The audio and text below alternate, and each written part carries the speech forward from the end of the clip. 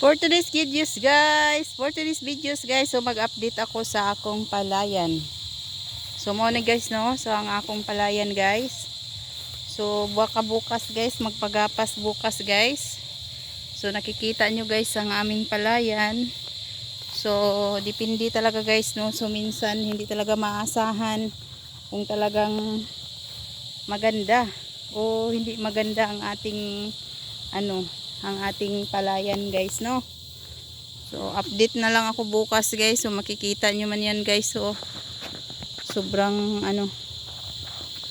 sobrang mahina ngayon. So malalaman lang yan bukas guys kung pag nagapas na, kung ilan lang talaga.